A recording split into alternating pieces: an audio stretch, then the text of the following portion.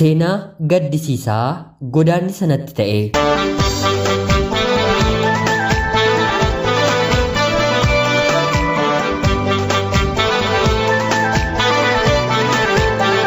Yeroodhaaf maqaa kiyya himachuun barbaadu kanan dhaladheetti guddadhe magaalaa Ciroo keessatti yeroo ta'u barnoota koos kutaa tokko hanga jahaffaatti magaalaa Cirootti baradhe. Harmeen koo daldalaan jiruuf jireenya kan geggeessitu yeroo ta'u abbaan koo immoo mana baabura midhaanii qaba. Yeroon ani kutaa jahaffaa baradhu maatiin koo lafaa fi mana isaanii gurguranii gara magaalaa Adaamaatti galani. Anis barnoota koo magaalaa Adaamaatti itti fufuun eegale. Yeroo kanatti obboloota koo qusuusuu fi hangafa taanee yeroodhaaf mana maatiin keenya nuuf kireessan bal'inaan dhiphoo kan taate keessa waliin haasaa taphachaa bulla. Yeroon gara mana barnootaatti malu garuu dargaggeessi naannoo nuti jiraannu ofiis jiraatu tokko baay'ee mana hordofu jalqabe. Barnootaanis hinna dursa. Inni kutaa 10ffaa barata. Dubbiin afaansaa hedduu waan natti mi'aawuuf bashannanuuf qofa itti dhiyaadheen wanta inni natti dubbatu gurra koo kenneefiin dhaggeeffachuu jalqabe. Innis otoo homaa tokko iyyuu hin sodaatiin deemsa guyya 2-3 erga waliin taasisnee booda akka baay'ee na jaallatu natti hime. Isa dura jaalala kan jedhan maqaadhaan kan dhahani malee gochaadhaan jiraadhees jiraachuufis yaaliin hin beeku. Abbaa fi haati koo anaa fi obboloota koo hundumaa kan gorsan barannee bakka guddaa akka geenyudha. Haa ta'utii garuu dargaggeessi kun yeroon ani mana keenyaatii gadi bahu bakka taa'umsaa dargaggoonni irra taa'an irraa qofaasaa hanga ani futti waan na eeguuf ijuma isaa yeroo hundaa arguunuu suusii natti ta'e. Gaaffii jaalalaa inni seeraan naaf dhiyeesses ariifadheen ani sin jaalladha jedheen harkaan kennineefi. Jalqaba obboleessa koo natti fakkaate. Yeroon baay'eetti dhiyaachaa deemu immoo jaalalaaf firree nama baay'ee hawwamu. Bakkee gadi baheen haadha koof gabaasaa ta'uu suuqiiwwan garaagaraa yeroon deemu bakki taa'umsaa sun mana keenyarraa meetira 50 waan hin fagaanneef balbala dallaa keenyaa akkuma baheen ijji koo bakka inni taa'ee na ilaalu eegdi. Yeroon isa argu baay'een gammada. Garuu akka nama isa argeetti otoo hin taane akka nama hin argineetti gadi jedhaa deeme. Yeroon bakka inni taa'u sana gahu akka nama reefu argeetti fuula koo ibseefiin nagaa isa gaafadha. Innis dhufee obbolaan koo yookiin immoo maatiin koo balbalarra akka hin jirre erga seeraan hubatee booda sirriitti ofitti na qabee na hammata. Baay'ees natti tola. Gaafan balbala keenyarraatii bahee inni bakka sana hin jirre hubadhetti immoo ani daandii sanarra hin deemu.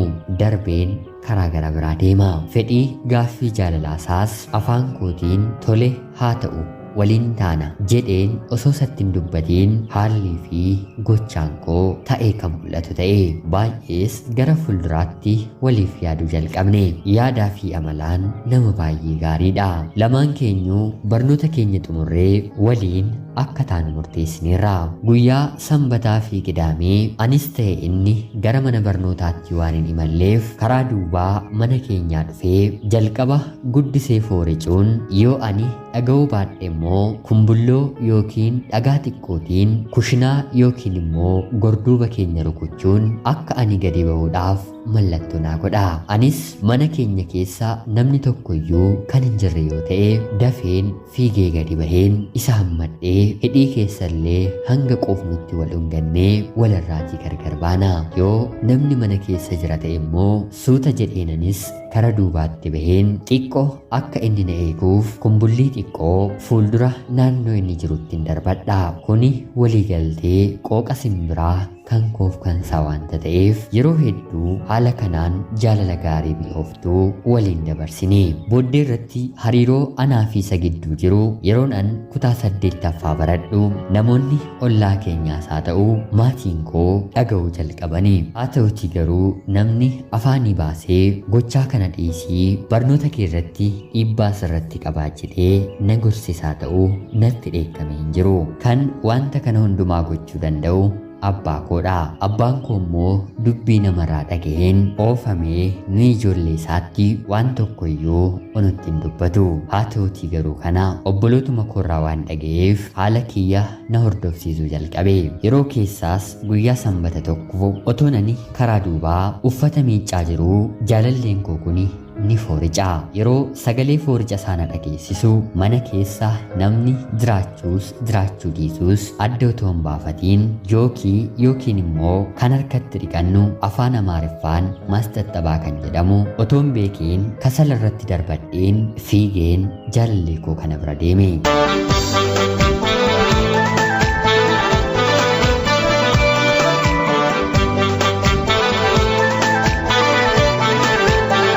Amalumaan kana dura baree harka koo lamaaniin morma isaatti of xaxee innis harka isaa lamaaniin mudhii koo hammatee ofitti naqabee namni illee mana duuba kana waan hin jirreef wal dhungachuu jalqabne. Anattis yeroon deemaa jiraachuu isaa natti hin beekamne.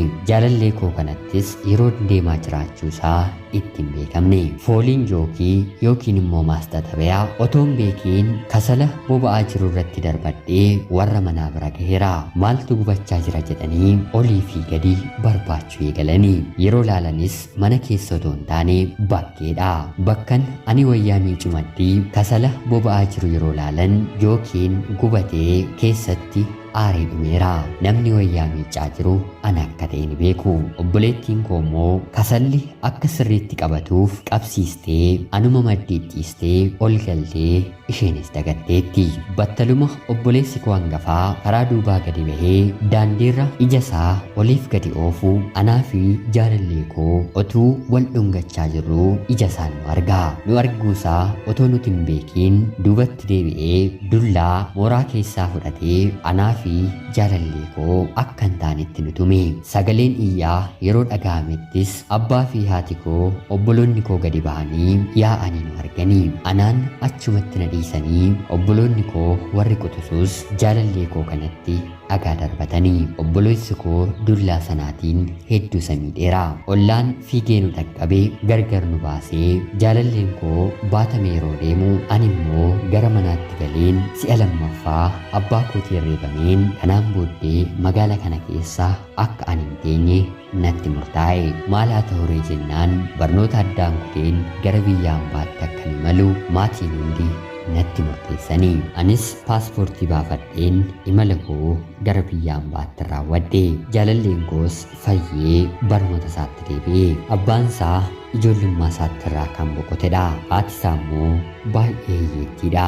Ergan biyya hambaa bahee ofii koos bilbila bitadhee jaalallee koofis bilbila ergeefiin akka garaa keenyaa kan duraatiin walitti waliin taphachuu eegalle. Hiriyoota koo biyya ormaa jiranitti illee akka ani isa jaalladhu maatiin koo akka hin beekneef maqaa nama biraatiin hin banadheen waa'ee isaa wantoota garaagaraa irratti barreessaan oola.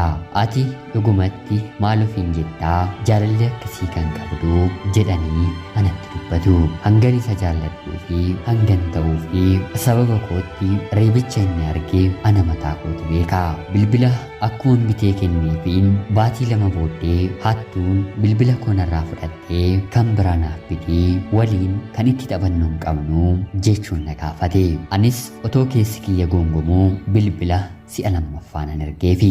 Akkuman ergeefiin hanga guyya 3tti sagalee isaa nan dhabe.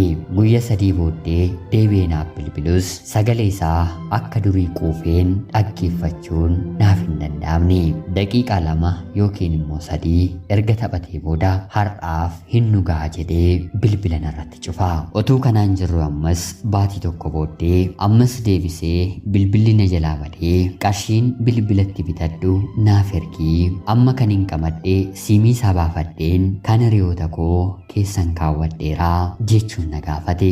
Baay'een itti aare. Ati maalii ijoolleedha moo bilbila amma kan gattuu jedheen yeroon isa gaafadhu maaliin godharee hattuutu narraa fudhatee jedhee naaf deebisa. Guyyaa 3 ergan isa cufee booda karaa toora miiseejii yoo siif hin danda'amne dhiisee rakkoon qabu na waliin taphadhu jedhee naaf barreesse. Wantan baay'ee isa jaalladhuuf keessa koo na gaddisiisee qarshii Itoophiyaa 10,000 ta'u karaa baankiidhaan ergeefi anis erguu fi kiyya akkuma itti meen ammas sagalee isaanan dhabe. Naaf bilbiluus haa ta'u ergaa naaf barreessuu ni dide. Turtii torbee tokkos erga turee booda karaa toora Imoo naaf bilbilee jireenyi kan itti fufudha.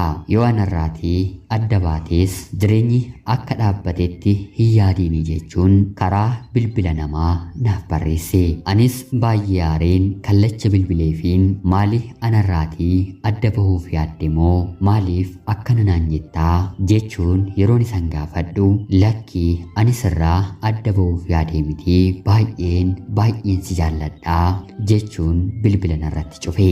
Jaalala keessatti jeeqamuu malaa waanuma jirudha. Tokko yoo jijjiiramu tokko immoo obsuun dirqamadha jedheen jijjiiramuunsaa keessa koo otoo baay'ee guubuu calliseen kan dura guyyaa guyyaatti hin bilbilu torbanitti al takkaa bilbiluuf yaade.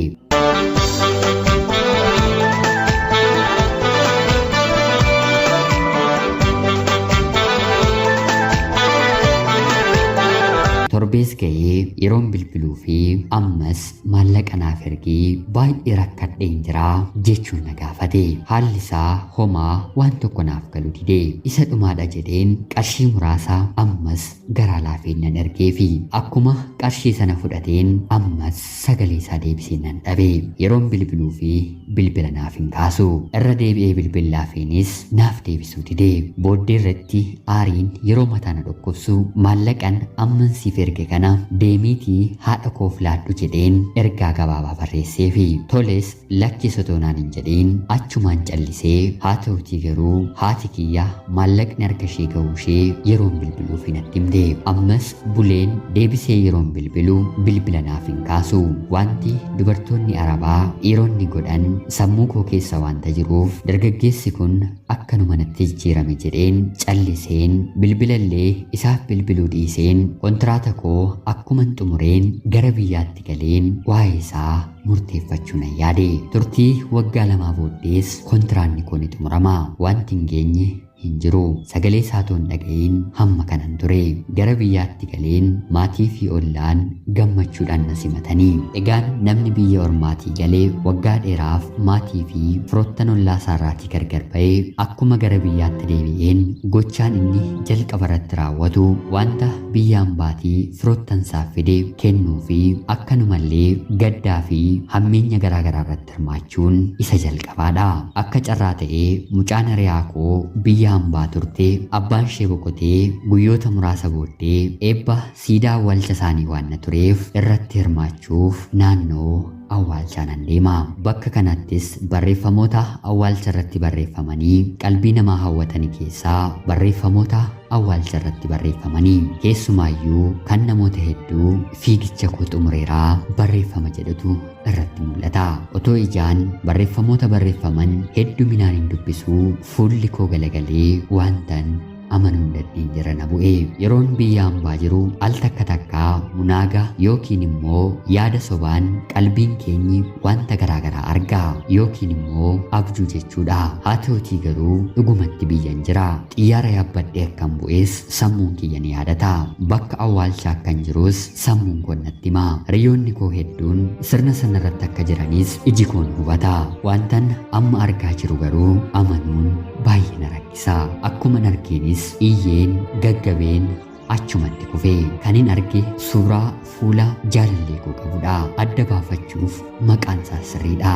Guyyaa dhaloota isaallee guyyaa inni natti hime bilbilaanis qaamaanis ani kabajeefiidha. Sa'aatiiwwan muraasa booddee mana yaalaatti of hin baree of barus ammas boo'ichi ija koorraa dhaabbachuu dide. Wantan arge ammas keessi kiyya waan hin amanneef hiriyoota koo qabadheen deebiseen ammas dhaqee ilaale. Maal ta'ee akka inni du'es nan gaafadhe. Yeroon dhaga'ettis baay'een ofitti gadde. Jaalalleen koo guyyaa anaaf inni wal dhungannu obboleessi kiyya argee anaaf isa rukutee kaleensaa baay'ee miidhameera. Qaamni isaa inni kaan fayyus kaleensaa garuu fayyuu hin dandeenye. Moobaayiliin jalqaba ergee fi gurguree kaleessaatti yaalame. Si'a lammataa bitadhu jedheen yeroon erguu fi qarshiin ergeefiitti kaleessaa miiccisiifate. Si'a sadaffaafis qarshii ergeefiin ture. Bilbila wanta naaf hin kaasneef deemiitii haadha kootti kenni yeroon jedhu isa yaalamuuf uffata isaa baasee kutaa yaalaa seeneeru qarshiin na hir'ateera jedhee adda kutee deemee haadha kiyyatti kenne.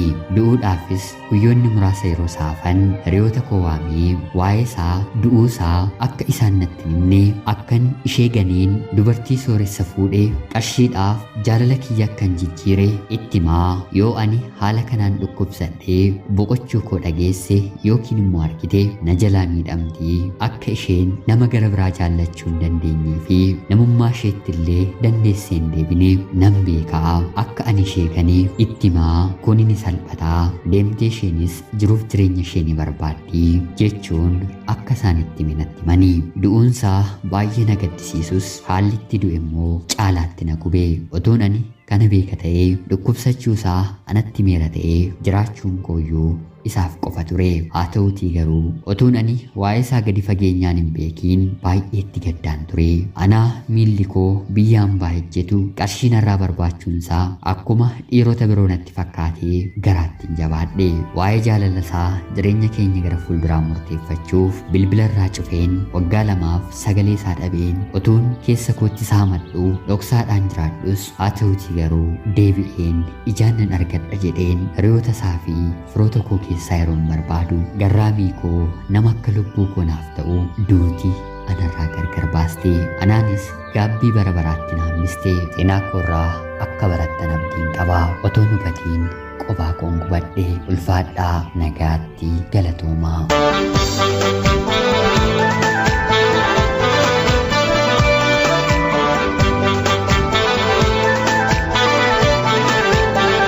Yooyaa shamaa akkam jirtu kabajamtootaaf hordoftoota qophii Oromiyaa 24 nagaaf jaalalli tokkummaan bakka jirtan hundaatti hunda keessaniif haa ta'u. Guyyaa har'aa seenaa obboleettii keenya baay'ee nama gaddisiisu siniif dubbiseen hin ga'a. Akka isin irraa barattaniif hubannoo cimaa irraa argattan homaa shakkii tokko illee hin qabu. Obboleettii keenya ergaa kee kana afaan Amaariffaatiin nuuf qooduu keetiif guddaa galatoomii siin jechuun barbaada. Hedduusaa anatu keessaa kute malee ergaan kee baay'eedha. Obboloonni koos akka isin irraa barattan homaa shakkii tokko illee hin qabu. Obboleettii keenya kanaan miidhamteef Rabbi jajjabina siif haa kennu. Kabajamtootaaf hordoftoonni qophii Oromiyaa 24 miira isinitti dhaga'amee fi ergaa jajjabinaa keessan akka qooddanii fi kabajaan isin gaafachaa qophiin sa'aatii kanaaf isiniif qabadheen dhiyaadhe kana fakkaatti. Hagayoonaatti wanta na dhaggeeffachaa turtaniitiif illee guddaa galatoomaa jechaa laayikii fi sheer gochuun seenaawwan guyyaa guyyaatiin darban akkan jajjabinaan dhiyeessuuf akka na deeggartan humna akkanaaf taatan anaaf illee kabajaan isiniin gaafadha. Akkanumallee namoonni chaanalii keenyaaf haaraa taatan anaa dhufuu kun Oromiyaa 24 guyyaa guyyaatiin xalayaa jaalalaa fi seenaa jireenyaa nama barsiisuu bashannansiisuu danda'u isiniif qabattee waan dhiyaattuuf isinillee sabskiraayib gochuun maatii keenya erga taatanii booddee xalayaa jaalalaa yookiin seenaa jireenyaa nama barsiisuu bashannansiisuu danda'u qabaattan karaa teelegiraamii karaa lakkoofsa bilbilaa kiyyaa 937 naaf erguun irratti hirmaachuu ni dandeessu. Qopheessuuf qindeessuun isin waliin kanan ture ani Gammachiis Tashoomeeti. Qophii gara biraatiin hanga walitti deebinutti bakka jirtan maraan turtii gaarii isiniif hawwa.